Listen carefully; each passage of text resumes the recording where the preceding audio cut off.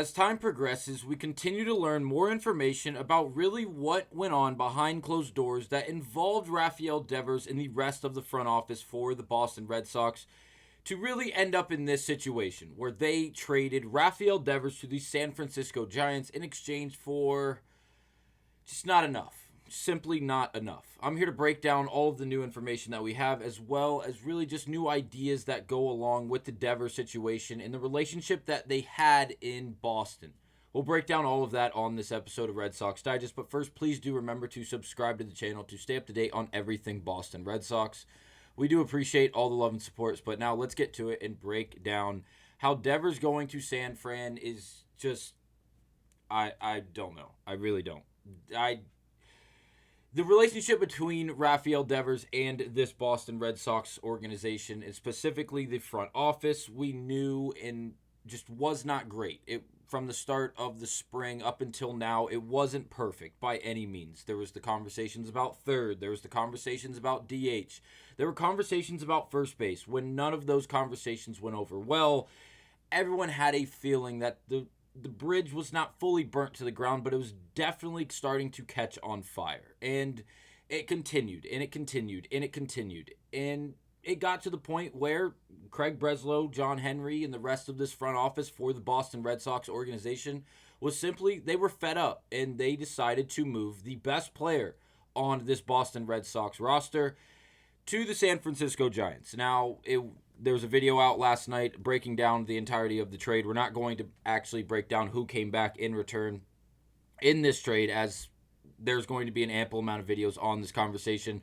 We're really just going to break down the new information that we have on Craig Breslow, John Henry, and the rest of this front office and what to expect from them in the coming days. So we're going to cite Chris Calito about 1,000 times on this channel, so go follow him on Twitter, go follow him on X, all socials. He is arguably one of the better reporters on the Red Sox walking right now, so credit to Chris Calito for a lot of this information, but now I am here to vocalize it in the sense on this channel. Craig Breslow and Sam Kennedy will speak to reporters on Zoom at 8 p.m. Eastern Standard Time, and this was tweeted today on June 16th around 11 o'clock in the morning. So again, tonight expect both Breslow and Kennedy to make their first real vocal appearances since making this massive blockbuster trade, dealing Devers to San Francisco just last night or yesterday afternoon. Again, speaking for the first time tonight at 8 p.m. They did not speak yesterday before the trade happened. They did not speak immediately after the trade was made. And we have been all waiting in silence really for a comment or just any form of just acknowledgement from these guys in the front office, whether it be Henry, Breslow, or Kennedy. Nothing has really been said from them yet, and now we have to wait until 8 p.m. tonight in order to hear any of their actual quotes and conversations about what has taken place over the last 24 hours. Now, it doesn't end there. The idea that was initially sparked once this trade took place and all of the major tweets started to fly, whether it was from Robert Murray or whether it was from Jeff Passan or anyone else in between, the major conversation piece was, and the major point was, did Devers demand his way out? Did he go into the front office? Did he go speak to Breslow and Kennedy and Henry and Cora and say, guys, I'm done. You guys asked me to play. You guys told me I wasn't playing third anymore. I'll play DH. I dug my heels in. I didn't want to do that. I finally bent and I went and I said, I'll do it. I'll play DH. I will be the DH you guys want me to be, and I'll allow Bregman to be the starting defensive third baseman. And then a little bit of time went by, and you guys came to me and said, hey, Tristan Casas just went down for the year. You want to play first base? And Devers obviously totally shut it down. Now, post that, there wasn't a lot of conversations about how Devers was unhappy, Devers was unsettled. There wasn't major quotes coming out from Rafael Devers and his interpreter giving horrible just feelings and vibes around the clubhouse. But it felt like things were starting to correct themselves. Devers was finding his role offensively. The Red Sox were starting to win, and win a lot, cutting the lead in the AL East a lot. They were down 9 games at one point. They're now down 6.5 games, and it's a lot better than it even seems there, as now they're just a half game back from a wild card spot. They are now a half a game above 500, or a game above 500, after winning 3 straight series, all against AL East teams, in the Rays, in the Yankees twice. Once in New York, now once in Fenway, where they swept the New York Yankees. And then, boom, Devers is gone. Statistically, the best player on this team up to this point in the season, offensively, without a doubt. Someone who leads the league in walks. Someone who has over a 900 OPS because of not only his ability to bat the ball and hit it extremely hard, but also to work accounts, work at bats, and get the free pass more than anyone else in the league. You guys know how I feel about this, and I haven't even said it, but this is dog shit. This is big 2018 stuff. And if you're like, well, Houston, just go root for the Giants. Go root for the Giants. No, I'm not a Giants fan. Been a Red Sox fan since I was in the 2nd grade. Devers was a part of this team back in 2017. He was the only piece left on this organization that was a champion with the Boston Red Sox back in 2018. Yes, with the Mookie Betts team and the rest of all of the studs that were a part of that team, including Bogarts, another big-name player. That might have gotten paid a little bit too much, but that was then sent immediately to San Diego. Mookie sent to the West Coast as well, playing for the Los Angeles Dodgers, where they're probably going to continue to win and win and win and win. The Boston Red Sox are just, they never cease to amaze me. Never. It's amazing. I have no words. I really don't. It's amazing that Devers didn't demand a trade, and that Breslow and the rest of this front office just said, you know what? After all of the drama, after all of the speculation, after all of the heated arguments between the interpreter and the reporters and the rest of the Red Sox nation and us, including, and when I say us, I'm speaking hypothetically as Craig Breslow, in the front office, we're fed up. Let's move Devers. Let's just move the guy who's walked 70 times already.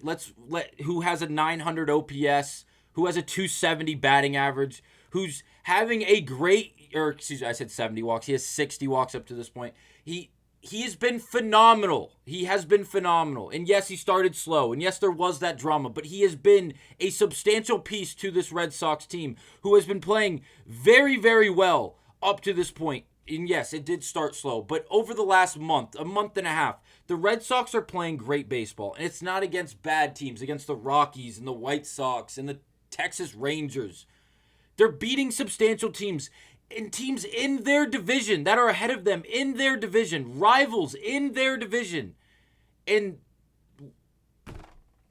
you throw away the biggest piece offensively. And yes, you can make the argument. They want to turn the page. They want to go to Roman, and they want to go to Meyer, and they want to go to Campbell, and they want to give these guys they want to give them the keys, and they want to allow them to work with a clean slate and allow this to be a new Red Sox organization that has a clean slate, that is being led by new players that haven't been here for a long time, that haven't already won in Boston, and they want to just restart. Why the fuck are you doing it now? After these wins, after these series' wins, and what? It doesn't make sense. It's not like Devers was throwing up his hands and saying, this is bullshit. I'm not playing DH. I'm not having fun. The fact that you asked me to play first is BS, and I'm going to hold out until you trade me. That's not what happened. All of the drama was behind us. Whether you're part of the front office, whether you're a part of the fan base, whether you're a player on the organization, it was behind us for the most part. Why? Because the Red Sox continue to win. And they were able to exceed all of the June expectations in the sense that despite being 8 games under 500, 9 games under 500, with a daunting schedule coming up where you play the Yankees 3 games, the Rays 3 games, and the Yankees once again for 3 more games before going out west and playing against the Mariners, who have been scorching hot to start this season with an MVP candidate in Cal Raleigh. And then you have the Giants, second just behind the Dodgers, trading spots half game in and out of the NL West. and you say, yeah, we're in a, I would love to know how you guys feel. Even though I did read some of the comments from the last video that Sean Barry did on this channel where you guys told him to just flip teams if you're so upset about it. Let me know down below what you guys think. I would love to know because it's interesting. Giants will now maintain all of this contract from Rafael Devers, which is the only positive in this instance, and it will lead to the next conversation we have on this channel, which will probably be the following video, if it's not up already, on how this offseason is going to look for the Red Sox and how they could spend all of the money they just saved by sending Rafael Devers to the San Francisco Giants. I guess that's the best thing you can take away from this is the cap room, and if that's what you want to label it, the overall luxury of having more room financially to do something in the idea of going out and signing players this up and coming offseason. Well, again, we are only in June 16th. There's a long MLB season ahead of us, one that it almost feels like the Red Sox have shipped in and just said, F it, we'll build for next year. We'll be fine. And if you guys may be thinking, well, the return wasn't that bad. The return was actually pretty good. Well, no, it wasn't. No, it wasn't. Jordan Hicks has been absolutely horrible this year. Kyle Harrison has been even worse, and he actually got optioned to AAA the second he was acquired by the Red Sox. They immediately optioned him to AAA.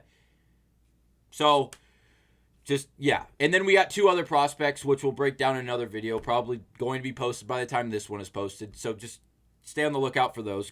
But Jordan Hicks has not been great. He's a flamethrower. Yes, he throws extremely hard, but he also gets pieced in throwing that hard. And when you throw that hard and you give up barrels, the ball leaves at extremely fast rates, which means he gives up a lot of hard hit contact, and it results in extra base hits and home runs a lot of the time.